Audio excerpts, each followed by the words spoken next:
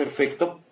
Bueno, esta charla lleva por título Mejores prácticas para acceder a la información y es digamos que una compilación o recopilación, por llamarlo así, de qué son lo que tendríamos nosotros que estar revisando, ¿no? Con la parte de qué es lo que yo hago como desarrollador, ¿no? Para cuando yo me enfrento a tener que acceder a la información que se encuentra almacenada fuera de los medios típicos. Para la parte de lo que es el desarrollo con Xamarin, tú sabes que está la parte de SQLite y digamos que es de lo que se recomienda. Pero ¿qué sucede cuando tú realmente tienes que empezar a hacer ya modelos distintos en los cuales accedes a información para poderla cargar o para poder hacer otro tipo de cosas, ¿no? En ese sentido, entonces, sí es importante empezar a entender qué es lo que yo debo de hacer o qué es lo que yo debo de empezar a trabajar con todo este tema. Lo primero, para poner un poco de contexto, sería entender qué es una buena práctica, ¿verdad? Cuando nosotros hablamos con respecto al tema de qué es una buena práctica, normalmente siempre decimos, es que yo me basé en una buena práctica. Yo estoy trabajando sobre de una buena práctica. Perfecto, pero ¿qué es una buena práctica? La práctica básicamente sería como un tema de experiencia que se haya implementado previamente y que haya dado resultados positivos. La implementación, para que sea considerado como una buena práctica, también debe de estar marcada como algo que haya sido de manera eficaz. Un punto muy importante cuando nosotros llegamos a empezar a trabajar y decir que estamos bajo mejores prácticas es que debemos de entender que no estamos llegando en blanco. Eso es un punto a favor, ¿verdad? Pero el problema cuando nosotros también hablamos de una buena práctica es que la práctica que se hizo o la que nos estamos basando solamente es útil sobre de ciertos contextos, es decir, un ambiente en particular o ambientes similares. Si nosotros de repente empezamos a trabajar o a decir que voy a trabajar sobre información para poder accederla de manera más rápida, entonces también nosotros debemos de entender, uno, dónde estoy accediendo, qué estoy accediendo, a cuánta información estoy accediendo y sobre todo empezar a escribir basado en ello. ¿Ok? Una vez que si nosotros tenemos claro esta parte de qué es la buena práctica, nosotros debemos de evitar que nos pase esto que les estoy poniendo. Mi papá siempre dice, el que es zapatero a todo le ve cara de clavo. ¿Ok? ¿Qué significa esto?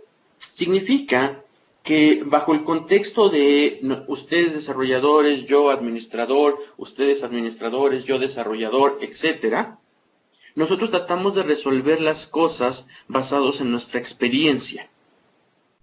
Es decir, yo puedo agarrar y decirles que para poder mejorar el rendimiento, lo ideal es que le pongamos un índice para que esto vaya más rápido. Sin embargo, un desarrollador lo que me va a decir es, no, fíjate que yo le voy a cambiar la forma en cómo escribí el código y con ello lo voy a hacer más rápido. A eso me refiero con que puntos de vista vamos a tener distintos y entonces el que es zapatero a todo le ve cara de clavo. Hay que cambiar un poco ese concepto y hay que cambiar un poco esa visión para lógicamente empezar a hacer uso de una buena práctica. Si no cambiamos la visión y nos quedamos con una visión única, con mi visión, con mi manera de pensar, entonces lógicamente no sirve de nada la práctica porque lógicamente no la estoy respetando per se. Ahora, vamos a escribir código. Si yo escribo un tema de código transac, lo primero que yo debería entender es en qué está basado. Cuando escribimos código de T-SQL o Transac SQL, debemos de entender lo que está sobre de un modelo relacional. Uno de los problemas que nos vamos a enfrentar al momento de estar escribiendo consultas es que nosotros como desarrolladores, nuestro background es un desarrollo de tipo procedimental. Es decir, estamos 100% hechos a que estamos trabajando con modelos de funciones, con modelos de objetos, con creación de nuevos elementos, etcétera, pero nunca entendemos que cuando accedemos a la información, nosotros estamos accediendo a conjuntos de datos. Es decir, yo lo que voy a hacer es acceder a un dataset, que ese dataset me puede traer un registro, como me puede traer 1.000.000 de registros. Si yo no soy capaz de poder entender el concepto del modelo relacional, entonces lógicamente desde ahí ya tengo el primer problema, porque debo de empezar a revisar primero cómo cambio el chip y empiezo a entender que acceder a la data, acceder a la información, se debe de hacer bajo los términos de conjunto de datos. Transact SQL como tal, no es un lenguaje que sea perfecto, ¿no? Sin embargo, cuando nosotros no escribimos un código relacional adecuado, vamos a empezar a ver mayores problemas para el aporte de acceder a la información.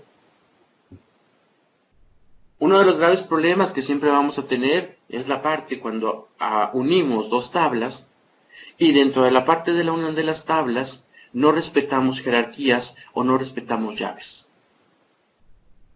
Por ahí una anécdota es que alguien en alguna ocasión me dijo que los índices no servían porque los índices solo consumían espacio, pero que para él no le funcionaban porque él, escribiendo código eficiente dentro de su código embebido para la base de datos, era mucho mayor y tenía un mejor rendimiento. Eso entonces, lógicamente, nos va a llevar a que haya un pequeño choque ahí, ¿no? En cuanto a yo escribo, pero no administro. Y cuando yo administro, también tengo un problema porque yo no escribo, ¿ok? Entonces, ojo nada más ahí, cambiando la parte de lo que son los chips y cómo empezamos en ese sentido. Una vez que nosotros podemos empezar a cambiar ese término, ese procedimiento, esa manera en cómo nosotros lo tenemos, un punto muy importante es que debemos de empezar a hacer el tema de evitar ciertas maneras de desarrollo. Esto significa, por ejemplo, que los desarrollos de tipo iterativo, llámese cursores, llámese loops infinitos, etcétera, o incluso los GOTOs, que también de repente están ahí haciendo modelos de, si no hace esto, GOTO a tal lado, si no hace esto otro, GOTO a no sé qué más, ¿ok? Eso, al final, empezamos nosotros a tener un desarrollo que hace un modelo de consumo, ¿ok?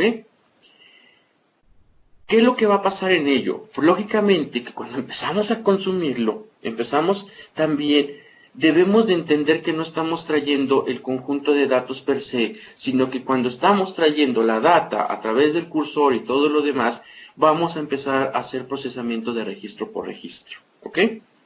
Ojo, estamos haciendo un overhead.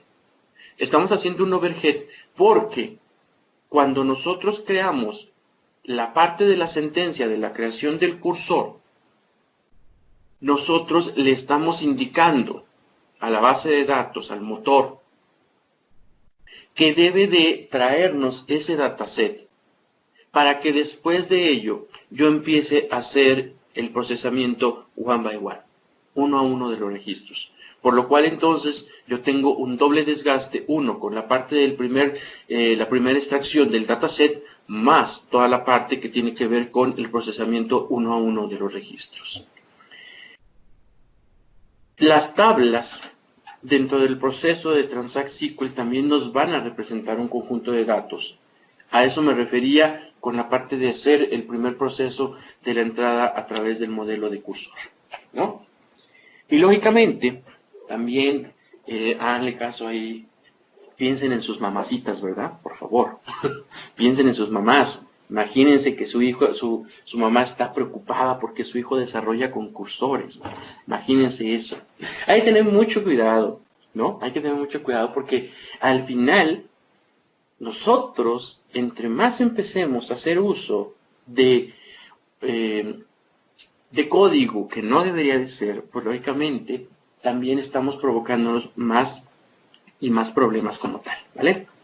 Ahora, la pregunta que me podría hacer Luis, que me podría hacer Brian, etcétera, me pueden decir, oye, a ver Jesús, entonces, ¿los cursores son malos? No, los cursores no son malos como tal. Ejemplo, si de repente nosotros tenemos que identificar una lista de artículos, por ejemplo, y esa lista de artículos tenemos que hacer un procesamiento en específico en cada uno de ellos, a lo mejor tenemos que usar la parte del cursor. Pero el abuso, como dice el comercial, el abuso en el consumo es nocivo para la salud. El abuso en el consumo de cursores es nocivo completamente para el motor relacional. En ese sentido, entonces, hay ocasiones que sí, no lo vas a tener que, no lo puedes evitar y lo vas a tener que usar, pero si volvemos al enfoque de la información basada en conjunto de datos, podríamos resolverlo. Hace años me tocó hacer una migración hacia la parte de CRM Dynamics. Y en esta parte, cuando yo me integro, porque estaba yo en otra cosa, y cuando me integro para hacer la parte de la migración, empiezan a contarme cómo llevaban todo ello. Y a través del cursor que ellos estaban desarrollando, más o menos estamos hablando de que el producto final a cargar eran 5 millones de registros. Veníamos de un proceso más o menos como de entre 8 y 9 millones, quitando todo lo que era ya la parte de códigos que no iban a entrar, etcétera, demás, pues lógicamente pues quedaban 5 millones. El proceso a través de cursores funcionaba, sí, claro. Los primeros 100,000 registros los hacía volando, ¿no? Era una cosa maravillosa. Pero después cuando ya pasaba de 100,000, aquello se empezó a poner lento, y ellos estimaban que para terminar los 5 millones de registros de cargarlos, se tardarían aproximadamente como más o menos unos 3 días en terminarlos, ¿no?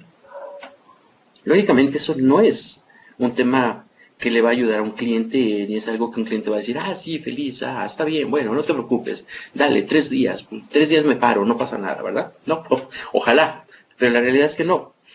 ¿Qué es lo que hice? Pensar en conjunto de datos. Entonces, usé la parte de la técnica de divide y vencerás, que es una técnica que siempre se ha estado usando, el crunch, y que de alguna manera lo que yo hice fue particionar la información. Sí, lo que hice fue que tomé datos, los empecé a meter sobre de datos temporales, o tablas temporales, y a partir de ello empecé a construir data que se fuera uniendo. Una vez que terminé de construir la información, la salida final de los 5 millones, eso se tardó aproximadamente en procesarse como 5 minutos. 5 minutos para tener yo la salida final, y a partir de ahí sí tenía que entregárselo para que se metiera dentro del loop claro del propio Dynamics para la creación de los IDs, etcétera. Pero ese ya era un proceso que ya no era algo que bloqueara. Retomo. Cursor no es malo, pero no podemos estar tratando de resolverlo todo a través de cursores o a través de algún otro elemento que tenga una parte de ciclo o de loop o de ciclo infinito, ¿vale? Entonces, eso es un punto muy importante para ello. ¿Qué debemos de estar buscando también cuando nosotros accedemos a la información? Cuando nosotros accedemos a la información, siempre vamos a tener la parte de, en mi máquina sí funciona bien, ¿verdad? ¿A cuántos no les ha pasado eso, verdad? Que dicen, hey, es que mi máquina funciona bien, pero cuando lo subo a producción ya no funciona bien, ¿cierto? En ese sentido, entonces, uno de los problemas es porque la parte de las estadísticas, la parte del índice adecuado, la parte de que cómo estoy escribiendo, va a afectar porque lógicamente en desarrollo yo voy a tener a lo mejor 3, 4, 5 registros, 10 registros, es más, me vi espléndido y tengo 1000 registros, ¿verdad? Pero en producción me puedo encontrar conjuntos de datos que pueden empezar desde los 100 hasta los 100,000, hasta el millón, etcétera, ¿no? Y al final, entonces, justo lo que está diciendo Luis ahora en el chat, que dice que cuando son alumnos aprenden en que la máquina siempre funciona, pero cuando la pasan al profesor, ahí no funciona, ¿verdad? Igual, imagínense que ahora ustedes como desarrolladores funciona perfecto en su máquina, pero cuando la pasan a la parte de producción, ahí ya no funciona, ¿verdad? Entonces, ojo con esa parte también para poder ir entendiendo todo este tema, ¿vale? Listo. Los índices son una parte fundamental para todo el entorno de cómo yo accedo a la data, ¿vale? Han oído sordos a esa gente malintencionada que les dice, hey, los índices no funcionan, los índices solo gastan espacio, los índices no te ayudan en nada. No, no es cierto. Por eso existen los índices. Y tan es así que hay una evolución completa del tipo de índice que tú debes de usar, ¿vale? Voy a hacer ahora una demostración de por qué hablo de la evolución. Porque ese es otro problema, ¿verdad? Cuando nosotros aprendemos a desarrollar, desarrollamos de acuerdo a cómo nos enseñaron en la escuela, ya sea, no sé, la parte tecnológica, bachillerato o en la universidad. Y entonces ahí tenemos dos opciones. Ser el tipo que cuando sale de la universidad, el primer año se quiere acabar el mundo, aprende todo y a partir de ello, wow, se gana el respeto de toda la gente porque dicen, no, mira, qué bárbaro, Luis es una máquina tirando código, el tipo, dale todos los proyectos porque él los hace, ¿verdad? Pero al final, 20 años después, sigue replicando la misma manera que aprendió durante el primer año. Y luego tenemos el segundo, que es el tipo que aprende, pero que no se queda solamente con ello, sino que básicamente empieza a aprender más. Y el tipo, 20 años después, sigue aprendiendo porque él siente que aunque conoce, todavía no es un experto. Y ese es un punto muy importante. Entre nosotros empecemos a trabajar mejor con la parte de lo que va a ser las actualizaciones, las cosas nuevas que traen cada uno de las mejoras de los motores. A nivel de desarrollo, Luis, o sea, los packets, los nuggets, etcétera, todo eso, ¿estás de acuerdo? Que con cada uno de los builds que estén sacando, con cada uno de los versionamientos, siempre tienen una nueva forma de hacer las cosas de una manera más fácil y más eficiente. A nivel de la base de datos, es igual. Es igual y ustedes también deben entender que eso funciona de esa manera como tal, ¿vale? Listo, entonces, una vez que tenemos claro esta parte del entendimiento, venimos ahora con la parte de para qué está diseñada una base de datos. ¿Okay? Israel dice, ¿funcionan los índices que genera automáticamente el plan de ejecución? La respuesta es sí, sí funcionan, pero yo te diría, no lo hagas de manera automática. Si no tienes un DBA, mala tarde, Israel, ¿verdad? Pues tocará a prueba y error.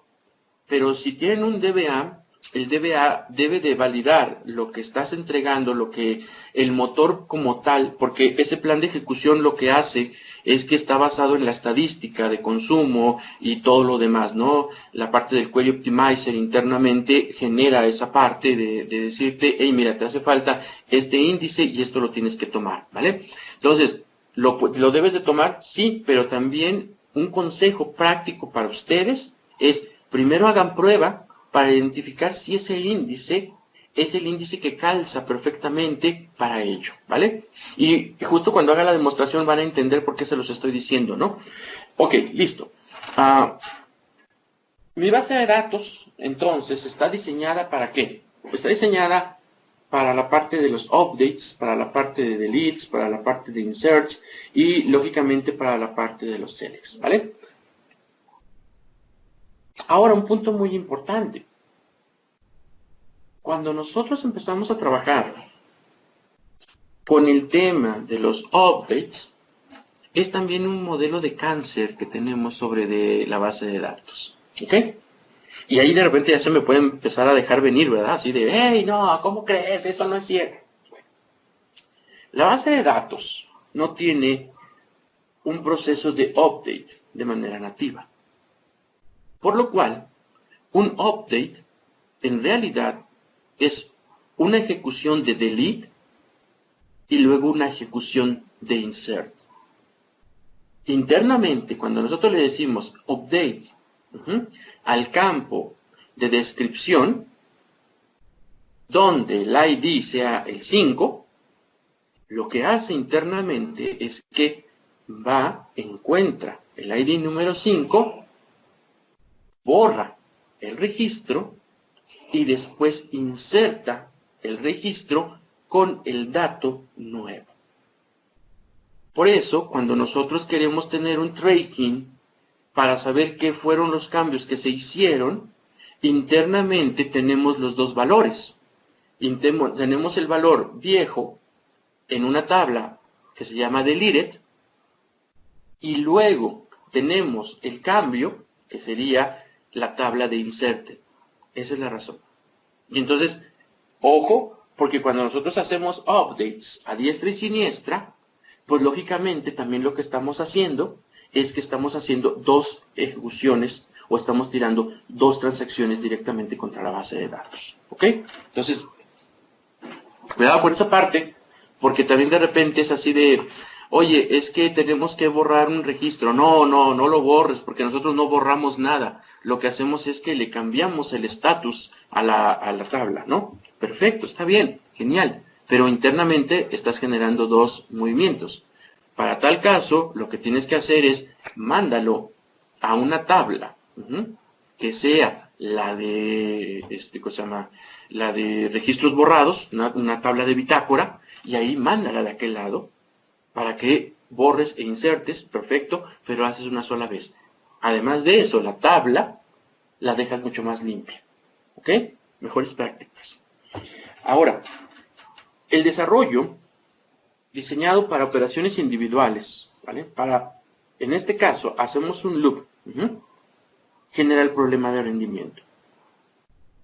Yo hago un select, el select está pensado para que yo pueda traer un solo registro y no le pasa nada, ¿verdad?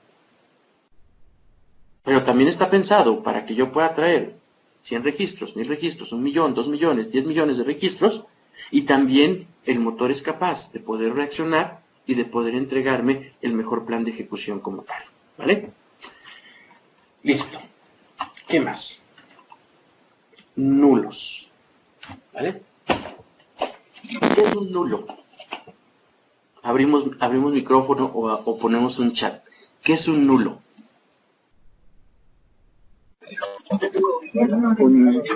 Un nulo es una marca que indica que no hay información. Es lo que yo pienso. Ok, gemelo, ¿cómo estás? Buenas noches. ¿Qué tal? Hola, ¿qué tal, Jesús? Buenas noches. Aquí andamos. Qué bueno, qué bueno, qué bueno. Bueno, entonces es una marca de que no tiene un valor. Perfecto. Israel nos dice tengo entendido que no tiene valor. Ok, perfecto. ¿Alguien más que quiera decir? Luis, ¿qué es un nulo? Pues sí, sería decir que no hay un valor, básicamente, sí, es así como que la definición que también yo tengo. Entonces, lógicamente todos votamos porque significa que no tiene valor, ¿no? Bueno, un nulo, y por eso la imagen ahí de Sir Robert Downey Jr., ¿no? Un nulo se puede definir como el color de los ojos de una persona con lentes oscuros en una sala de cine. Va de nuevo. Un nulo lo podemos definir como el color de los ojos de una persona con lentes oscuros en una sala de cine. ¿Qué significa eso? Muy fácil. Significa que un nulo, como tal, representa un valor faltante. Un nulo es un valor que existe, pero que no sabemos qué es. El nulo no es una ausencia de un valor, ni tampoco significa que no tiene valor.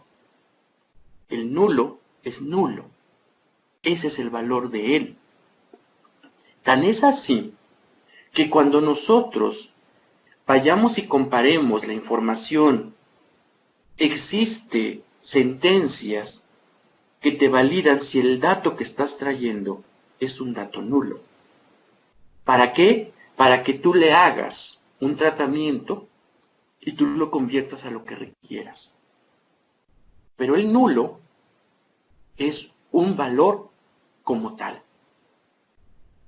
Exactamente, como escribe Luis, is null. Exactamente. ¿Cuál es la mejor práctica entonces cuando nosotros accedemos a la información y la información no sabemos si trae un valor nulo? Pues simple y sencillamente preguntar, ¿es nulo el valor? Si el valor es nulo, entonces asígnale un valor default. Tan es así que debemos de tomar en cuenta si hay valores nulos, que en un simple movimiento de count, para poder contabilizar cuántos registros tenemos en una tabla, si nosotros no le indicamos que tome en cuenta también la parte de los nulos los descarta. Counts, un average, imagínate, Luis, tú que estás con la parte del data science y todo esto en el doctorado, imagínate que de repente descartes valores, ¿no? En una tendencia, en un promedio, para, no sé, para un valor de moda, etcétera, estás sacando datos estadísticos, y entonces descartas valores, pero no te das cuenta que descartas valores. ¿Qué pasaría con tu representación? Sí, por supuesto que ya no es correcta, ya tiene como imperfecciones porque no estoy considerando todos los datos. En Machine Learning, bueno, existen algunas técnicas, precisamente lo que mencionas, cómo tratar esos nulos o esos datos faltantes, porque de hecho así se llama Missing Data, que le puedes poner, por ejemplo, si los datos están ordenados, pues puedes utilizar la mediana, o que se pueda poner el promedio, que se ponga un valor intermedio entre el anterior y el que sigue, pero como bien dices, la idea es tratar ese nulo. Es correcto, porque si no, como dice por acá el buen Brian, estaría sesgada la información y lógicamente, ¿por qué? Porque lógicamente hicimos descarte de data que nosotros pensamos o ni siquiera pensamos que estábamos descartándola, ¿no? Que le estábamos quitando per se, ¿vale? Entonces, lógicamente ese es el gran punto, ¿no? El tema del uso del nulo, etcétera, pues es un punto, ¿no? Y luego viene otra parte bien importante que es el tema de la concurrencia, ¿no? El tema de la concurrencia es cuando nosotros empezamos a tener así muchos registros, mucha gente tratando de acceder a la data al mismo tiempo, ¿no? Toda la gente quiere acceder, toda la gente quiere sentirse el único, ¿verdad? Quiere sentirse que yo cuando hago un select quiero que inmediatamente me responda, ¿vale? Pero yo no sé cuántos más estén ahí, entonces hablemos de concurrencia, ¿vale? ¿Cómo trabajamos con la parte del tema de la concurrencia?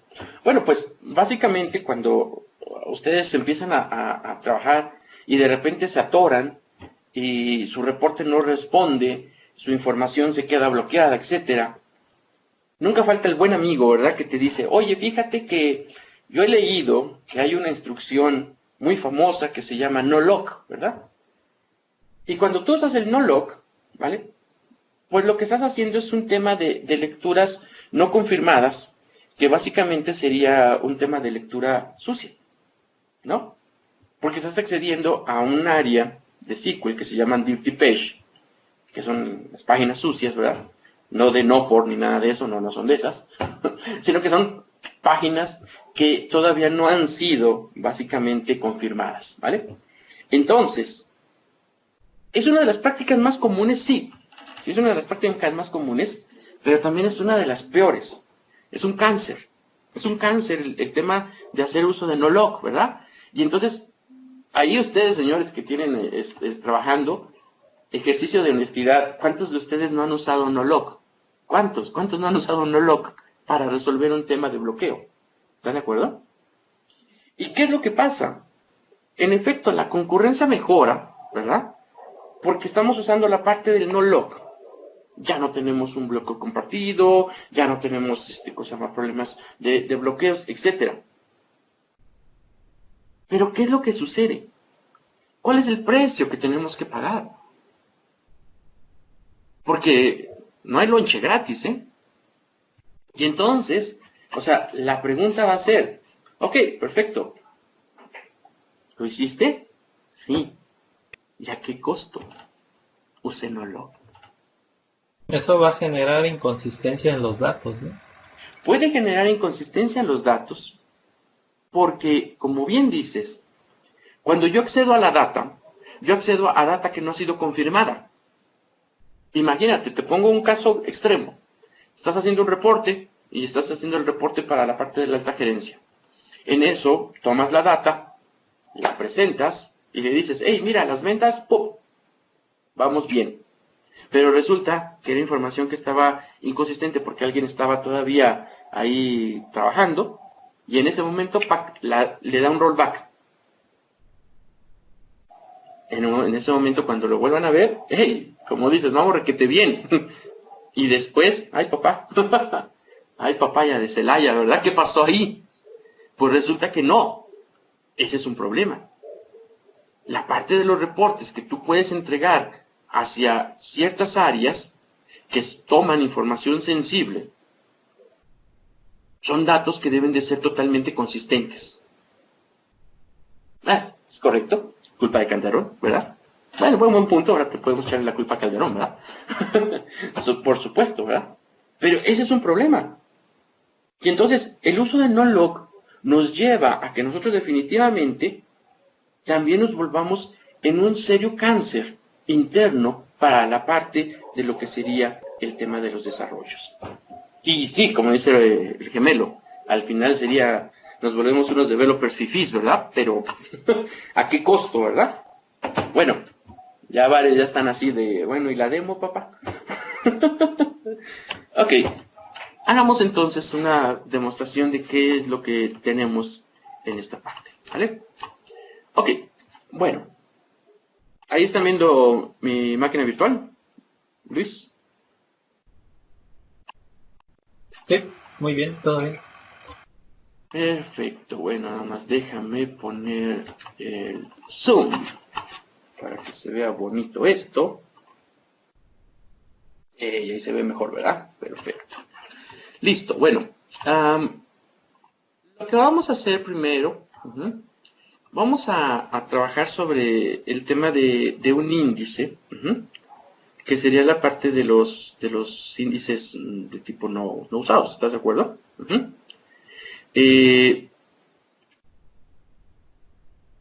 Déjenme copiar un poco de código para que lo tengamos ahí. Y lo primero que voy a hacer es que voy a crear una tabla. Bueno, primero voy a hacer una base de datos. Un minuto nada más en lo que levanta mi query editor. Ahí está ya.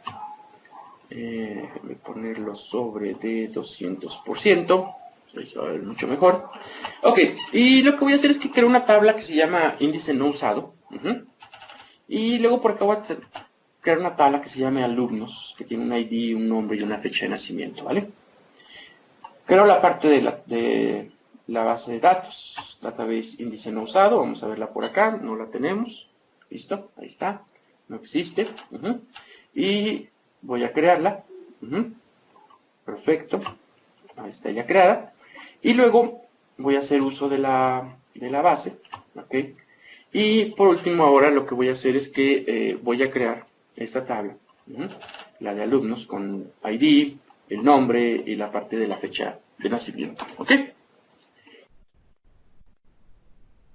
creamos la tabla y listo. Hacemos select, ¿no? Hasta la tabla, alumnos.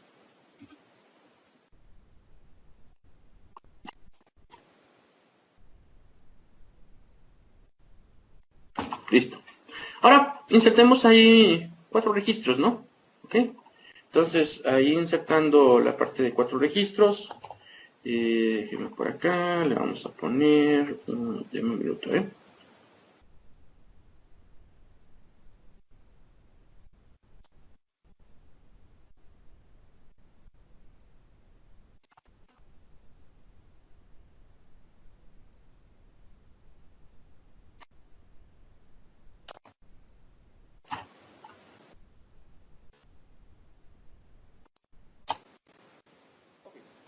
Voy a insertar aquí cuatro registros, ¿vale? Miriam, Roberto, Brian y Luis, ¿no? Y ahí metemos a 4 registros, ¿ok? Ahora, por ejemplo, ¿se acuerdan que hace rato estábamos hablando del tema de pensar en los modelos de conjuntos de datos, ¿verdad? Entonces, si yo, por ejemplo, hago un select sobre la parte de alumnos, donde el ID es igual a 1, entonces, yo quiero saber cuál sería mi plan de ejecución, ¿verdad? Y, lógicamente, mi plan de ejecución me dice que estoy haciendo yo un table scan, ¿ok? Básicamente, un table scan, como ustedes lo saben, es que estoy accediendo a toda la tabla, ¿no? Estoy accediendo a toda la tabla como tal. Y, lógicamente, estoy accediendo al nivel del registro, me dice el tamaño, etcétera, ¿no? Ok, ¿cómo lo resuelvo? ¿Cómo resuelvo si yo quiero acceder a esta información? O imagínense que yo quisiera acceder a la data, pero ahora en vez del ID quiero acceder basado en la fecha de nacimiento, ¿no? Y yo le digo, ok, perfecto, pues dame el plan de ejecución, y el plan de ejecución me sigue marcando que está haciendo un table scan, ¿verdad? ¿Cuál sería la solución? Roberto, ¿cuál sería la solución? Cuéntenme, ¿cuál sería la solución para resolver ese problema? Un índice para que sea más eficiente. Un índice, ¿verdad? Genial. Estrellita. Bien. Lo que vamos a hacer entonces es que creemos el índice. Vamos a crear el índice. Entonces, cuando creamos el índice, vamos a usar un índice de tipo non-cluster, ¿verdad? Y le digo que va a ser sobre la tabla de alumnos y sobre el campo de fecha de nacimiento. Le voy a dar a ejecutar. Y entonces ahora, lo que le voy a decir es que quiero que me muestre el plan de ejecución. El plan de ejecución se lo pasó por el arco del triunfo.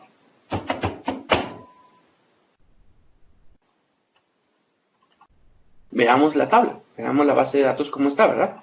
La base, entonces aquí tenemos la que sería de índice no usado, las tablas, alumnos, y luego la parte de índices, y bingo, ¿sí está creada? ¿Sí está creado el índice? Vean, ahí está creado el índice. Pero le valió un soberano cacahuate, ¿eh? No lo usó. ¿Ok? Hace rato yo les decía, un problema cuando nosotros estamos trabajando sobre ello, es porque desarrollamos o empezamos a trabajar con lo que aprendimos cuando salimos de la universidad.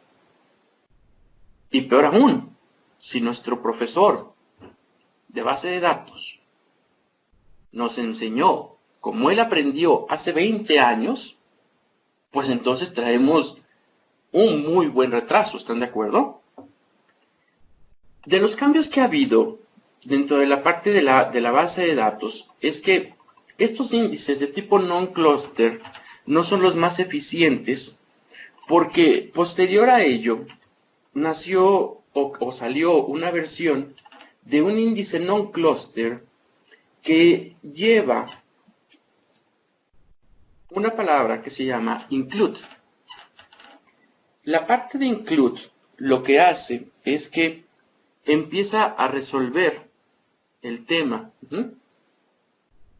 de que no solamente voy a tomar en cuenta el campo llave, sino también lo que sería las posibles columnas de consulta que yo tengo. ¿Ok? Voy a crear ahora la de non-cluster, pero con include. Hey, voy a dejar aquí el otro índice, ¿eh? Ahí está creado ya. Me regreso a mi consulta. Y en la parte de la consulta entonces, ahora, regresa y dice, hey, ¿no está? ¿Por qué?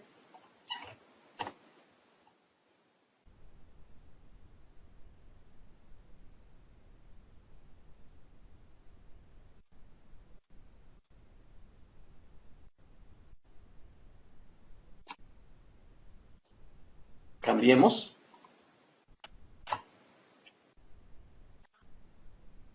Y bingo. Ahí está. Hagamos la combinación. ID.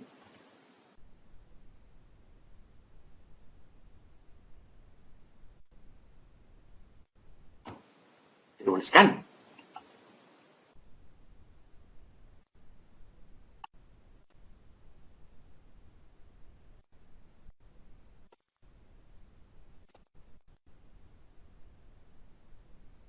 Pero teníamos name, ¿verdad? Era nombre. Ok. Y pongamos acá entonces nombre y fecha de nacimiento. Y a partir de ello, vean esto. Indexing. ¿Listo? Siempre les han dicho, no usen un select asterisco, ¿verdad? Pero nunca les han dicho por qué no usar un select asterisco. Cuando tú usas un select asterisco, está tomando todas las columnas. Y al tomar todas las columnas, no todas las columnas están incluidas dentro de la parte de tu índice. ¿Qué es lo que sucede? Yo, por ejemplo, aquí, si yo accediera a la parte del ID, voy a destruir este índice. El include lo voy a destruir. Y voy a dejar solamente este índice, el de fecha de nacimiento.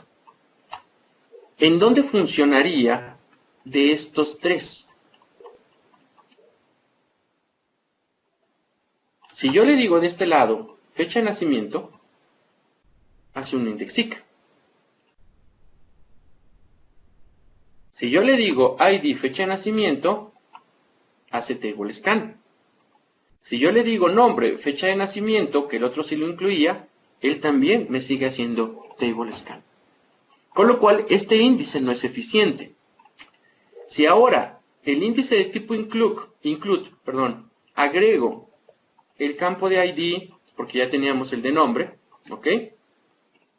Veamos el resultado. Fecha de nacimiento, indexIC. Y además, el tipo de índice que está usando, el nombre.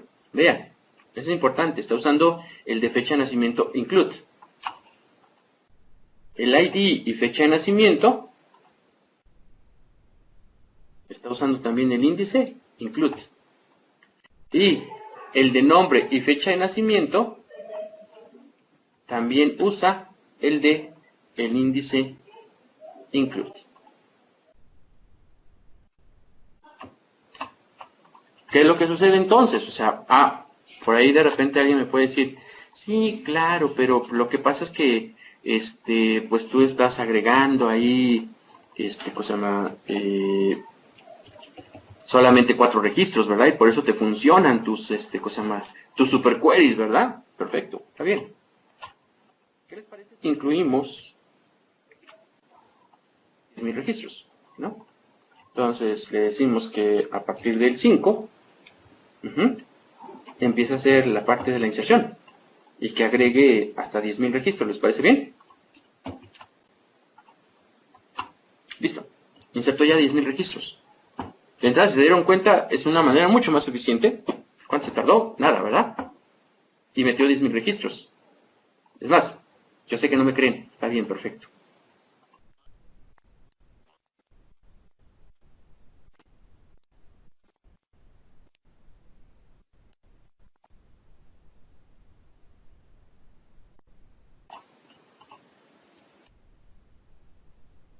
Ahí está. 10.000 registros. Y hacemos el mismo set de consultas y volvemos a tomar la fecha de nacimiento. Ahí lo está tomando ya el otro incluso. Tomamos este otro. Y tenemos este otro con la parte de include. ¿Cuál es el error entonces? Regresando al tema de no uses índices porque solamente ocupan espacio. Ocupan espacio porque lamentablemente cuando no te hacía esta parte de que no te tomaba en cuenta porque le agregabas un campo más a tu consulta, lo que hacían era inmediatamente crear otro índice y ese índice tenía ahora como valor la parte del ID. Y entonces nos llenábamos de índices que no eran eficientes porque solamente respondían a una consulta en específico. Ahora sí respondo a la pregunta que nos había hecho hace rato Israel. ¿Funcionan los índices que genera automáticamente el plan de ejecución?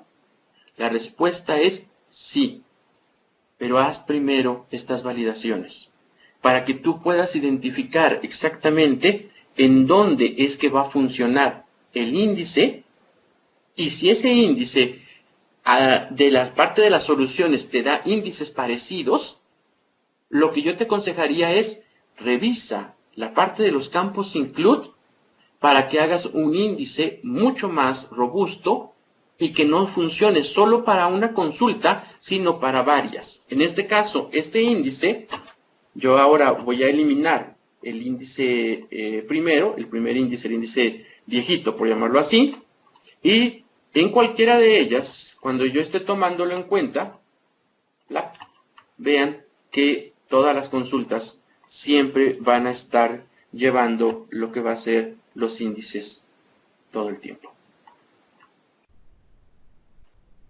¿Qué les parece?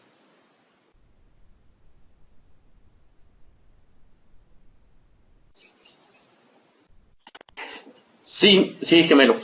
Índices de cobertura. Índices de cobertura que son los famosos índices include y que lógicamente para lo que nos preguntaba Israel son esos índices que te sugiere el propio motor porque están basados sobre la parte de lo que son los missing indexes, los índices perdidos. Y dentro de la parte de las tablas internas de Microsoft está también la parte de lo que son los missing indexes detail, para que nosotros tengamos el detalle de cuánto fue que estuvo encontrando, dónde fue, cómo lo tomó, etcétera, ¿no? Si me dan un minuto, denme un minutito nada más y les muestro un real. Esperen un momento.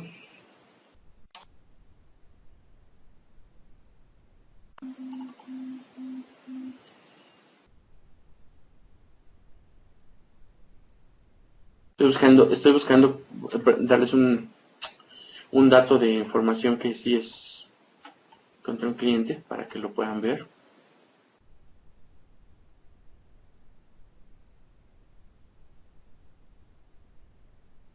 Siempre cuando uno lo busca no lo encuentra, ¿verdad? así pasa siempre. Bueno, mientras avancemos con esta parte y bueno, les sugiero que se agreguen a mi canal, búsquenlo como SQL Rudo, está mi canal de YouTube, ahí adelante, y pasemos a la parte de lo que son dudas y preguntas directamente para que en lo que yo les busco la información de de un real, de lo que son los índices. Adelante Luis, preguntas y respuestas. Yo creo que es importante, ahora sí que con poquitos comandos, con poquitas líneas de código, todo el poder, toda la optimización que se puede lograr. La cuestión es que muchas veces no leemos, no pensamos en el impacto que puede tener, decimos, no, pues nada más son 100 datos, son 500, pero realmente todo sistema de información tiende a crecer. Entonces, ya después cuando pues ya tenemos miles o hasta millones de datos, es cuando queremos corregir y pues obviamente ya es más complejo. Sí, termina siendo un problema porque lógicamente toda el área de lo que es performance and tuning es todo un modelo de especialización como tal, ¿no? Entonces, lógicamente, como tú dices, si con pocos registros, 1000, 2000 registros, tenemos problemas, ahora imagínate cuando empezamos a crecer y de repente hay muchas empresas que nunca midieron cuánto podrían crecer y de repente tienen 3, 4, 5 millones de registros y eso le da que simple y sencillamente pues no lo puedan llevar, ¿no? O sea, ese es un serio problema en ese sentido, ¿ok? Bueno, por acá tenemos alguna pregunta. Ahorita en el chat todavía no, pero bueno, a ver si ahorita se animan. Ok, perfecto. Bueno, les voy a mostrar, es que me estaba tardando para no ponerle el nombre del cliente. Claro, esos NDAs. No, de hecho yo creo ya tiene bastante rato entonces ya no pasa nada. Pero bueno, como tal es un archivo, que si se dan cuenta, ahí yo recuperé toda la parte de lo que son los índices perdidos. Son todos los índices que nos dice la base de datos que debemos de tomarlos en cuenta, ¿ok? Entonces, dentro de la data que nosotros pudiésemos estar encontrando sería la parte del promedio de impacto que nosotros tendríamos directamente contra contra la tabla una vez que lo creemos. Y también tenemos algo que es la parte de última vez que el usuario hizo una búsqueda, ¿ok? Porque también ese es un tema muy importante. En este punto, yo incluso, por ejemplo, le podríamos cambiar aquí la parte de personalizado, le vamos a decir que es fecha corta, por ejemplo, o pudiésemos estar ahí agregando, y por eso ahí ya podríamos estar llevando un poco de data mayor. Ahora, para la parte de Israel que nos estaba diciendo, fíjense que por aquí nada más voy a poner un ID para tener el dato original de cómo estaba ordenado. Ok, está, entonces ahí tengo. Y ahora lo que yo voy a hacer es que voy a ordenar la parte de la data. Le voy a decir que quiero hacer el tema de ordenamiento y lo quiero ordenar primero por el nombre de la tabla, ¿ok?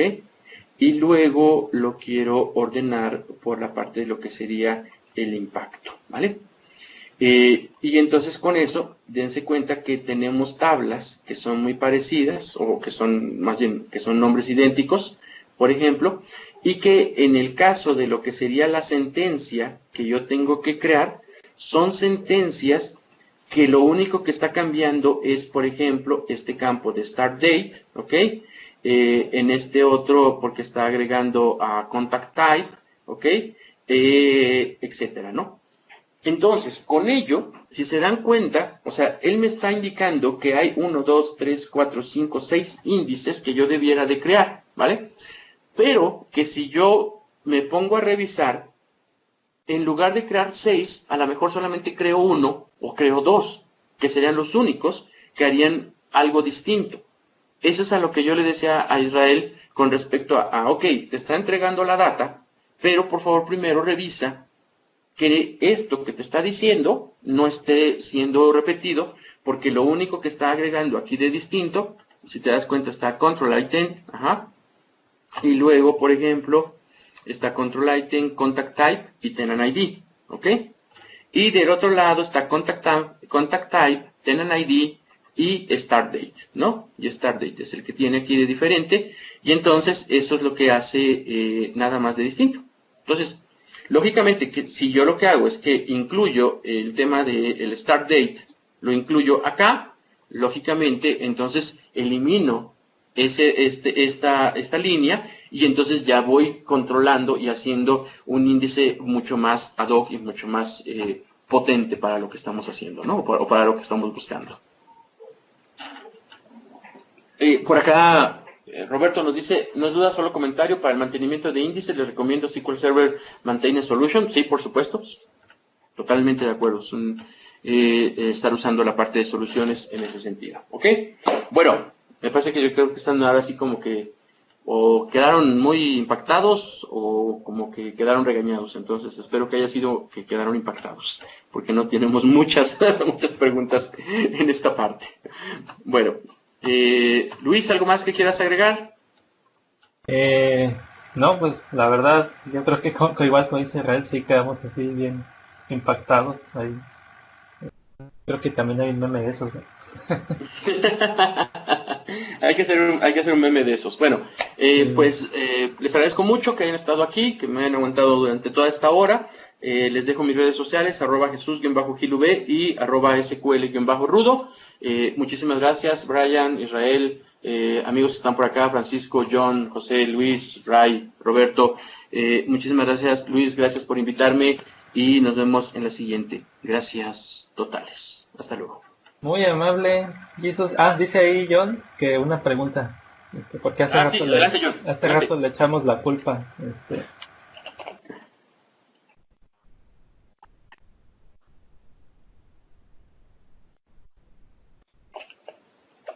Qué buena pregunta. ¿Hasta cuántos joins recomiendas hacer como máximo? La realidad es que no existe un máximo de joins, John. Cuando nosotros estamos haciendo la parte de las subconsultas, dentro de la parte de la unión, etcétera, más bien lo que nosotros tenemos que identificar es cada unión que yo estoy haciendo, ¿es una unión nativa o es una unión forzada? ¿A qué me refiero? Cuando nosotros estamos tomando dos tablas que tienen índices en común, que tienen campos en común, debemos de ver que ambos estén cubiertos con índices. Si todo va cubriéndose con índices, yo puedo tener 5, 6, 10, 15 tablas. El problema viene cuando de repente yo hago una consulta y en ese join que estoy poniendo no valido la parte de lo que va a ser mi plan de ejecución, ¿no? Y entonces, como no tomé en cuenta mi plan de ejecución, pues yo nunca me di cuenta si esta data era válida o no era válida. Si al final puede resultar en un problema de rendimiento, pero es un problema de rendimiento porque nunca tomé en cuenta el plan de ejecución. El que te diga que no, es que solamente te recomiendo hacer máximo 3 joins, es porque el tipo jamás ha hecho joins en su vida. Así de fácil y así de cruel. No hay un número máximo. Aquí hay gente que hace consultas todo el tiempo. Está Brian, está Luis, está Roberto. No tenemos un máximo. Entonces lo que yo te diría, John, es tranquilo, fresco. Lo único que tienes que tomar en cuenta es que cuando escribas la consulta, tomes en cuenta el plan de ejecución para determinar que los joins están yéndose siempre por índices y no estés haciendo un tema de table scan o algún otro tema como tal, ¿vale? Ahí también impactaría en el rendimiento o convendría saber si tenemos que hacer que un full outer join, un merge join, más allá del inner join tradicional. Sí, claro, muy buen punto.